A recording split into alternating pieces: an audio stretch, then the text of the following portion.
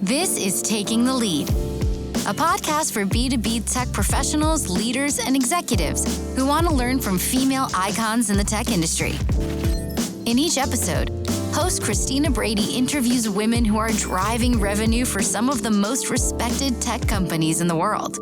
Are you ready to get inspired? Hello, everyone, and welcome to Taking the Lead. I am Christina Brady. I am the SVP of Sales at Speckit, and I am so excited to have Rachel Cossar on the show today. Rachel, welcome to Taking the Lead. Thank you so much, Christina, for having me. I love this show, so it's an honor to be here.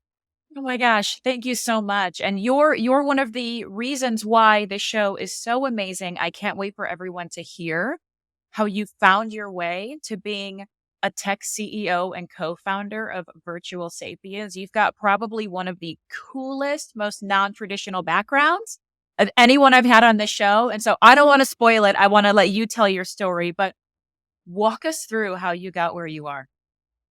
Yes, happy to. Definitely an atypical story in the sense that it started maybe like as far as you can get from tech. I was a professional ballet dancer, and before that I was a rhythmic gymnast in Canada. So my whole career was on stage performing, and in a way that really brings nonverbals to the front and center, right? Ballerinas don't use words to communicate the messages and the emotions and the, qualities of character. And it's all through the body. So I danced with Boston Ballet for 10 years, had a wonderful career. Unfortunately, got pretty injured by the end of it. So I had to retire.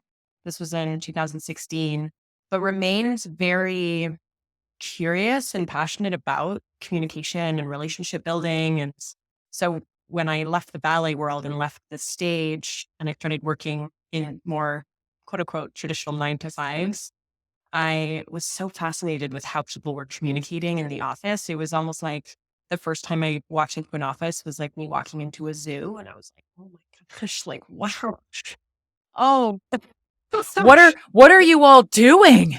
Why are you doing that? Why are you sitting there? Why are you just staring at that thing? Yeah, it's got to be wild. Yeah. So it was it was a wild and a challenging transition, of course, but I did find that my sensibility for the nonverbal side of communication was something I could really leverage in the way that I presented at work, in the way that people perceived me at work, and in the way that I could build relationships at work. And so that paved the way for me developing a body of work around nonverbal communication, with doing a lot of coaching. And then when the pandemic happened, it was really just seeing an opportunity to leverage AI on video to help bring more access to convenient, personalized feedback on the nonverbal side. What brought you? So there's the injury that happens, which is so often the case. My younger sister actually was a phenomenal ballerina, danced with, I think, ABC in Chicago for a little while. Same thing, like her hips got very, very injured. Yeah. I was also somewhat of a dancer myself. And when I say that, I mean, I took dance classes for a long time, but I was like an objectively bad dancer. So I also respect the fact that, all of us have it. I have these other skills, but the injury happens. And at that point in time, you can go anywhere. You can do anything. What drove you to enter into this industry? Like, what happened in your mind where that wound up being the next step versus what I think so many other folks do, which is maybe go into hospitality or, go into bartending or retail or just something where you're like, I got to find something to get a job. What brought you where you went? Yeah. So I had gotten my undergrad while I was dancing. So a lot of professional ballet dancers, when they do retire, dancers who don't want to stay in the world of ballet, like I always knew that I wanted to do something else once I did retire. But a lot of dancers will go back to school, right? Because if they're looking for any kind of professional job, they know that they need an undergrad, or they want to take the time to explore new things. So I had already gotten my degree. So I was like, well, I can just enter the workforce.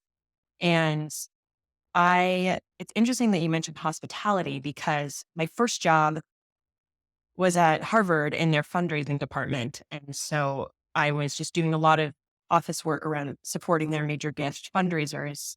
And on the side, I had actually started teaching front of house staff in restaurants.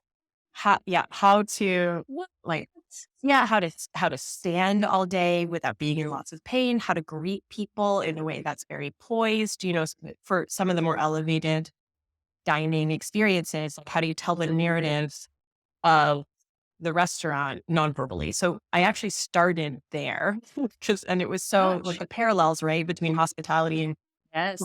it's such a everything's a performance. So Everything. hmm yeah. That's fantastic. And I love too this honing in on the nonverbal communication. I think it's actually one of the biggest human skills that a person can have. Obviously translates into business because so much of what we communicate. I think the stat, you can keep me honest on this one, is that like 70% of communication is nonverbal, if not more, where it's like we learn so much more by what you're not saying than what you are saying. When you had to make the transition from this in-person nonverbal communication to suddenly we have these screens in front of us and we're not in the same room. What are some of the nuances that you found were hard for people to adapt to from a body language or not spoken communication? Yeah, definitely. So just going back to your comment about the stat, it's interesting because it's almost impossible to really associate a real stat that's consistent. But there are studies that say 93%, right? Okay. So, Yeah. and then I think people often find a happy medium between like 55% and like 93%. And it's all very context dependent. But the fact of the matter is that so much, like a critical amount of the nuance that we pick up on in communication and conversation comes from the way we're sharing words and the way we deliver words. And a lot of the underlying tenets of relationship building, like trustworthiness and confidence and projecting authority and energy, that so much, it's almost exclusively nonverbal. Right. So anyways, but going your actual question, which was like, what was it that I thought people might struggle with or notice that Yeah. people were struggling with on video? There's a lot, but in general, We have time. Let's break it I- down. Yeah. we like, right. We are we took for granted this in-person communication where we have an abundance of cues and context on our side. And then all of a sudden it felt like we were so divided from the person we were talking to, because where I want to look to see you here is not how you're going to see me. So there was a disconnect between what the audience sees and your experience. And that, I think, is one of the most critical things to recognize about communicating over video is that, like, okay, I'm in this room, I have this whole background, I have a window, I've placed things spaciously so I feel like I can move around, but you see this square. So both are important, but I have to keep in mind what you see in order to ensure that I'm communicating effectively. And are there changes? Because I mean, managing and making sure that you're really empowering your remote teams, I think comes in so many different forms. And we can actually dig into that too, because we talk about how proper communication, especially nonverbal, is almost the crux of a lot of elements of success. And managing remote teams, there's a big part of that, of how do we talk to each other and communicate? What would you say are some of the nonverbal mistakes that people make when they are on video versus in person? Where do we keep getting that wrong? Yeah. So I think the first most critical thing that people are really getting wrong is just discounting the value of this channel of communication. There's a Ooh. general attitude around video where, like, oh, if you're showing up on video, the meeting is either less important or it doesn't matter how you show up because it's video. Like you hear these things all the time. Like, don't worry, it's just a video call. Or, I'm just going to show up like, however, with bad lighting and out of frame. And it doesn't matter. It's just a video call. And it's like, no, for so many teams who are either hybrid or fully remote, that video call may be the only opportunity that a certain number of colleagues or teammates can see each other, or that, you have an opportunity to share a message or connect with a prospect or client. And like, this is pretty valuable real estate. So I think there's a little bit of a transition people need to make in terms of like recognizing that if someone is showing up on video, they're giving you real time, and there's a currency that is very valuable that can be capitalized on, right? And nothing really complicated needs to happen, but like making sure that the person can see as much of you as possible so that you're not just a floating head making sure that you're well lit so people can see your facial expression. And it's like, you know, I mean, it's important because those are the cues that we go off of. And when somebody is sitting in a dark room with a bad angle or like a weird, like that weird, like where the camera's beneath you and you're just sort of, Right. I then what I pick up on is you're tired, you're exhausted, like you get that sort of tired feeling. And that person could be unbelievably energized and excited to do the work, but their atmosphere now is all I have to read because I can't see you and we're not in the same room. And if I'm in this super bright, happy, cheery room and you're in the kind of this, I'm like, are you okay? Are you sad? And it's like, yeah, I'm fine. I'm just in a dark room. And I think it's such a good point that we don't think about. Yes. And that's exactly like to my point earlier. That person is like, no, I'm fine. I'm great. Like if you could see me in person right now, you would see that like actually things are going well or whatever in my life. And you're like, yeah, but that person doesn't see that. That person sees a version of you that is low energy and appears distracted, even though it's really just because, your screen's over here. But like the nonverbal of this is very disconcerting for the viewer. And so that person is spending a lot of mental energy trying to convince themselves that, oh, no. It's just that like the screens are in a different place. And so she must be looking at me. And I'm like, that's wasted. That's such wasted energy. Right. You remind me of a moment that I had when someone finally told me about it. So my setup is I have multiple screens. I think like most people, it's really hard nowadays in virtual, like to work off a laptop, torture when you're traveling. So I've got all my screens and then all of my screens have their purpose. So I've got my laptop right in front of me, which is usually where I have my text messages, my notes, my talking points on everything. Right in front of me is where I have my camera. It's where I have like any pertinent information, whatever. And then I have a monitor up here and it's like way up there. And that's where I have my calendar. That's where like if I'm taking notes on something, it'll be up there if someone shares a doc while we're in a meeting. So oftentimes they'll see me sitting like this while they're talking. And I have a window right here. And now I did not realize because I have to hide myself when I'm in a meeting because it's too hard to not just look at myself. And maybe that's vanity or human being, but it's impossible. Oh my gosh. Yes. Yes. So I gotta hide myself. So I can't see the fact that I'm up here like this. Yeah. And so finally someone slacks me and they're like, why are you always looking out the window? And I was like, what do you mean? They were like, I feel like every meeting we're in, you're looking out the window. And I'm like, no. Oh my God. And I grabbed my camera and I turned it around and I said, I'm actually looking at your document. And they said, oh my gosh, this whole time we thought you were just staring out the window while we're talking. Yeah. And I was like, what if they never said anything? The perception would be when we're talking to Christina and showing her our work, she's not listening. She's looking out the window. Right. Oh my God. Right. How do you correct that? Right. So there's a few things that you mentioned that are interesting. Number one, like, yes, multiple screens is a necessity for lots of people, right? Naming and claiming your environment so that your audience knows what's going on is a very powerful thing to do. So you can say, I'm just going to be taking some notes. So when I look down over here, that's what I'm doing, and you're like pen, paper, whatever. So then, and you can also continue to show signs of active listening when you are doing other things. So like maybe I'm down here, but I'm nodding my head and every now and then I look back, right? To show the person like, yep, I'm here with you. I'm listening. I'm taking my notes.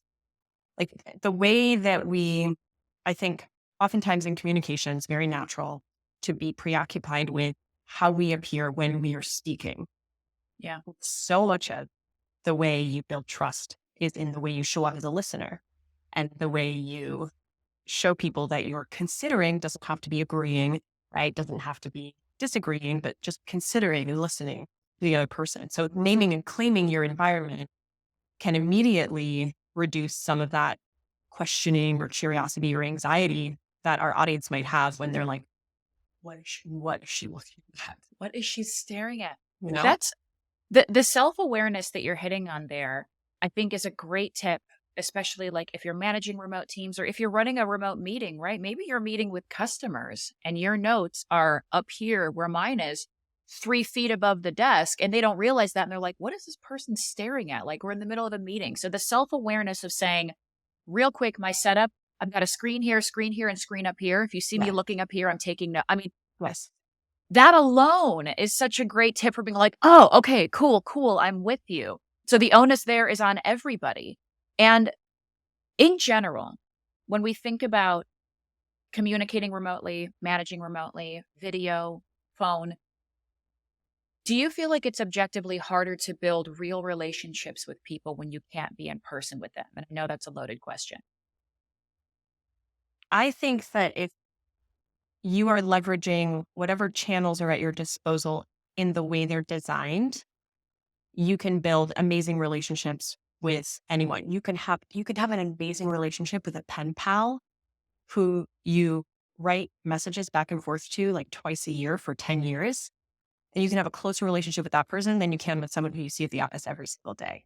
Right. I think there's a lot about, I mean, I would say that there's arguably too many video meetings going on that like, Yeah. well, they shouldn't be video meetings, and then you get these like exhausting hours where like 3 people are on video and everyone else is not on video. And, you just, that the channel's not being leveraged properly.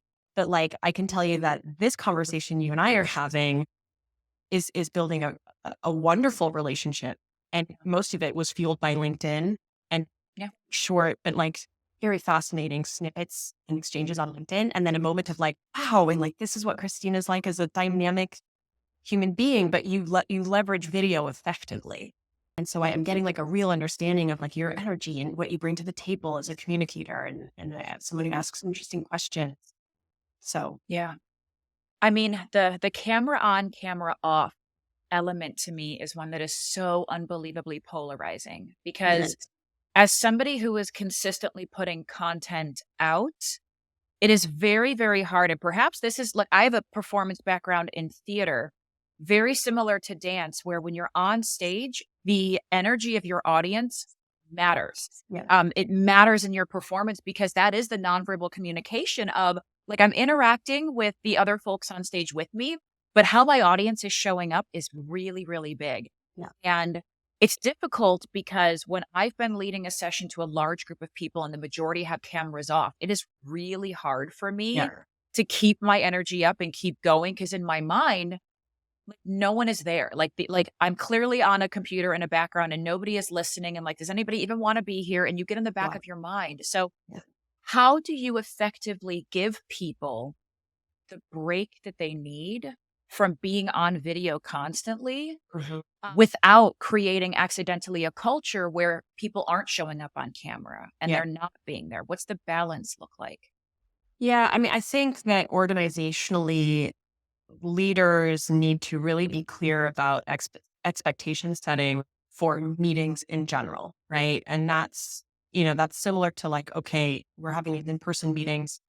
In this meeting in particular, no one's bringing their devices. This is a brainstorming meeting. We're going to be using pen and paper, whatever. Or this is a video meeting and it's collaborative. And this is the only opportunity that we'll all have an opportunity to come together live. Everyone's going to be on video. We'll keep it as short and efficient as possible. But like, we're not here to waste people's time. Right. And, if there are bandwidth issues, if someone is in transit and doesn't have the right setup or technology to be on video at that time, that can be adjusted on like it. That's an instance or a circumstance that can be addressed. But the expectation should be very clear because I think sometimes it's left optional or it's just not really talked about at all. And then, it's like it's just like a lot easier to show up and not have your camera on and do whatever you want. It's just easier, That's right. Certainly doesn't make it more effective. I mean, the camera on really does dictate, like, you're here and you have to show up versus camera off. Like, I have to be honest, in a meeting, if I'm dialing in my mind, if I know and want to be present in that meeting, I'm turning my camera on without somebody telling me that I need to, because I want to be seen in that meeting. On the flip side of that, there are some where I'm just added randomly. Maybe it's not associated with my 9 to 5. And I was like, okay, I'll dial in. I'm going to turn my camera off because I have other things that I need to do. So there is this intersection of where am I interacting with this meeting and how do I want to show up and how am I supposed to? Yeah.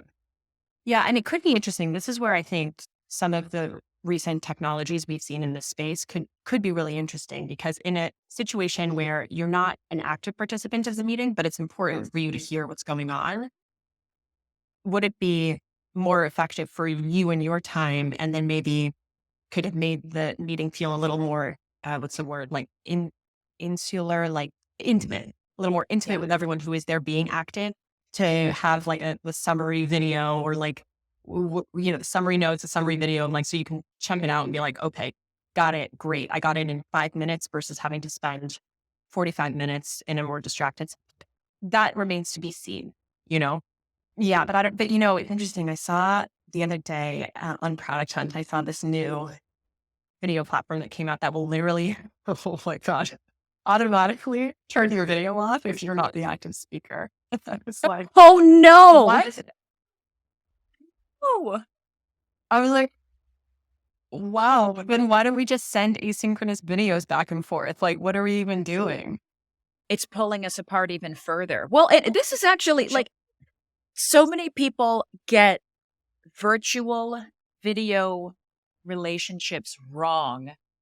How long were you seeing people struggle with this before you started your company? Because I mean, your company's pertinent to this, right? This is the area that you play. This is what you help people solve, right? Mhm. Yeah. So at Virtual Sapiens, our belief is very much in developing the human skills required to show up effectively on video, and feel comfortable and confident and educated, and like, oh, I know exactly what I need to do to show up in a way that's professional and represents blah, blah, blah. But to your question, so when the on it's like March 13th or March 20th and the world shut down, it was like 5 days after we were all sent home that I was like, man, if I was helping people communicate more effectively and present more effectively in person, I mean, communicating over video is going to be a mess. Like, people are not comfortable, right, of being on camera. Like, it's this thing that some people have been spending their entire lives and careers developing the skills for. Like, your average professional is going to be like, definitely not comfortable communicating to another human in a screen. Like, I was just like, wow, this is going to be like, people don't know how to orient around a lens. Like, it's a skill. It has to be developed. You can't just assume that people are going to be comfortable communicating in a way that reflects who they are and their competency as a professional on video. And so you got to the point where you said, that's it. I'm going to do it. I'm going to meet the intersection here of helping folks to understand how to show up like this, because it's not going anywhere. But then that also meant that you were starting a very, very needed service during a really hard time to start a business. Yeah. What was that journey like? I mean, the journey's like still very much ongoing. It's going. It's happening. It's happening. And we're like, amen. But let's see. So I had been doing, like, the idea for Virtual Sapiens evolved out of the virtual presence and communication coaching sessions I was running, because I was starting to get frustrated with the number of things I was just repeating, and then people being like, oh, I totally get it. Great. But then it being clear that that person needed like constant reminders, because what we were doing was rewiring habits.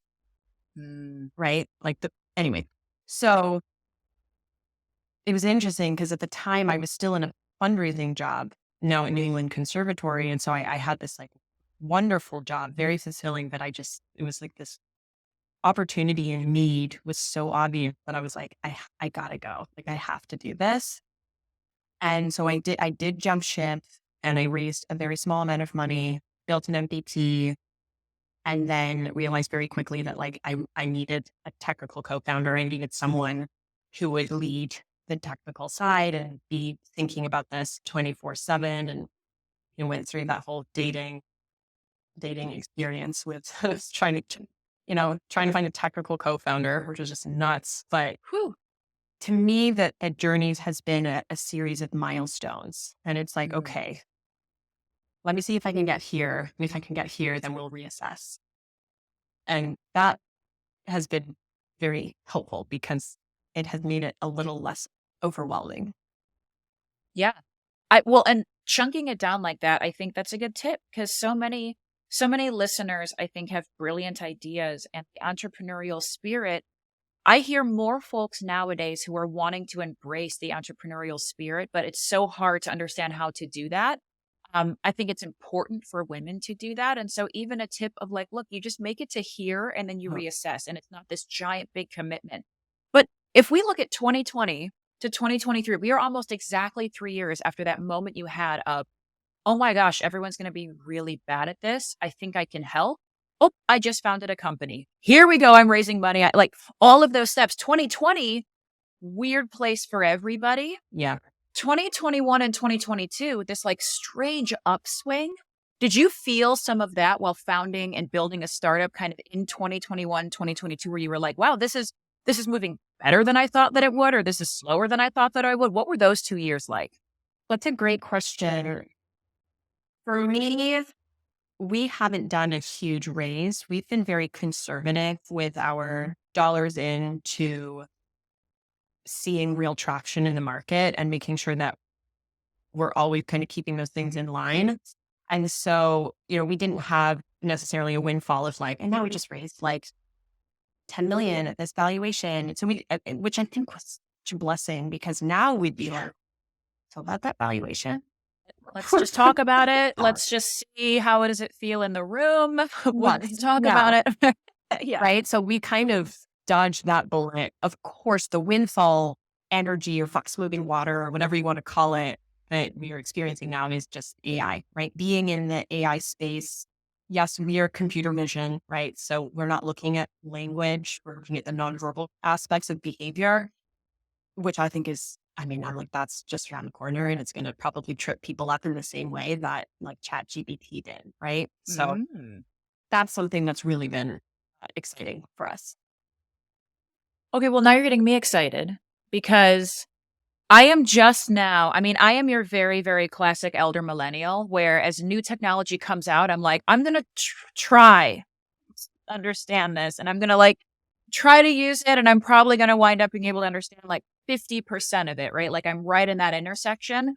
I am just now starting to feel more familiar with traditional AI, like a Chat GPT, and kind of how that can be used in a business sense and in a personal sense. And now there's these like AI automated. I saw on LinkedIn the other day, people joking around about AI headshots, where you upload a photo of yourself and then it spits out 18 headshots of you in a place you never were. Like it's like a fake picture, but a real picture. And so now when you're saying AI non-verbally, what does that even mean? Like what, this is the first I'm hearing of it. I am curious. I can't imagine I'm the only one. How are you playing in this space? Again, another great question. So when I say computer vision, I'm talking about, so the data set, like, if you've seen any of like the DALL-E or like those image generators or even the headshots, right? Like they're all playing in the same space that we are in from a foundational perspective, right? So we're all, instead of our training tools being like words and logic and syntax and sentence structure, our training is based on images. And so computationally, we'll be like, okay, here are like 10,000 faces. So now if our technology is running, it'll be like, oh, a face. That's a human face. Or it'll be like, if this 5 like lined object shows up in the image, that's a hand. That's a front.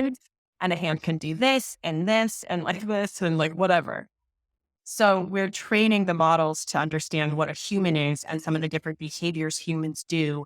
And then you like build, depending on the application, of course, right? It might be like, okay, now change the color, put a professional shirt on, like whatever. Or it might be, Rachel has her hand in front of her mouth and she's talking.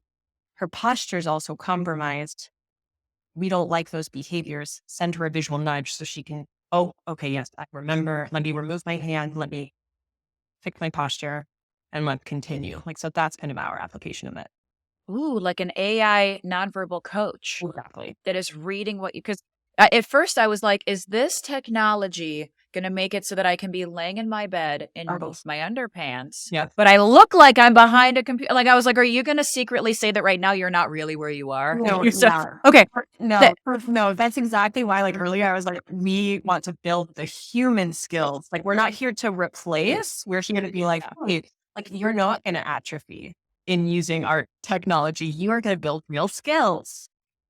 And that, it brings me back to the beginning of our conversation where you have a history in effective and beautiful movement, right? And that requires the body. And there's health in that too, right? Like there's health in movement. And I have done a lot of reading around how even body posture and language, exactly what you're talking about, actually does impact your mood.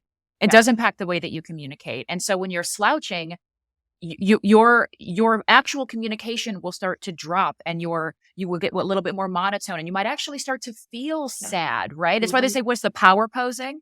Yes. You're like, you get power, and you're like, I feel powerful. So I remember back in the Glassdoor days when I was working there, we'd always be going into a big meeting and be like, all right, we're going to power pose. Yeah. And at the time, I'm like, okay, we're just joking around. But then there was something about even just doing that. Having technology that reminds you to find those moments of energy, that's really interesting. Yeah.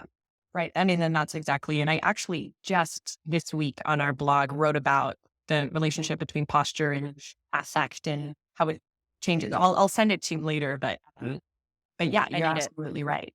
You know, I need it. I'm a big sloucher, and I've learned.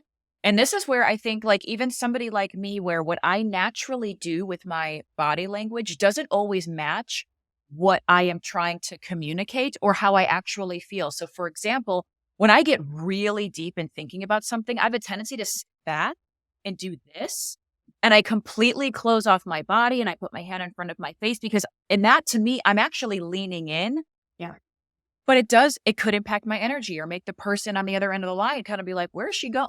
So having that ability to understand, one, what am I trying to achieve with my own movement? Am I aware of that? And then what am I projecting to somebody else? Is it what I intend to project? Yes. And that the congruence between your intention and what's actually being expressed, like when those two things are married, that's when you are at your most impactful and effective as a communicator, right? So a lot of people will be like, no, I cross my arms because it's comfortable. And I'm like, yeah, the reason it's comfortable is because it incorporates self-touch, which is a pacifying behavior. So if you're like cold or you're in any way in need of comfort, crossing your arms feels good. And that's why. And that's fine. But again, thinking from the other person's perspective, it's different. It's different from holding yourself open, right? Maybe angling your body a little bit so that it's not as confrontational. And then you're receiving people's ideas. Like, it's funny. And this is maybe something a little personal to share, but like if my husband and I are in an argument, of course, he's like what's it called? Like an amateur nonverbal expert just because of me. Yeah. Like if we're in an argument and I'll just be like, yeah, okay. I'm listening. When he's like, Rachel, your arms are so crossed right now. Can you like, and I'll just be like, yeah, you're right.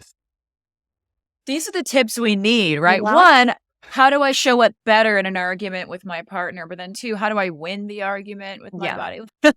Like this is the intersection where life meets. But I love that. And through his exposure to you, like he's learning and picking up on it too. And I think there's a way that we can educate, and we don't have time to even get into it today, but this starts to make me think too, like what are the other biases that can be addressed here that may associate with race or gender or appearance? Like, I think there's elements of that even play into this, to your point, which is probably a lot of what you do at your organization is break down some of that too.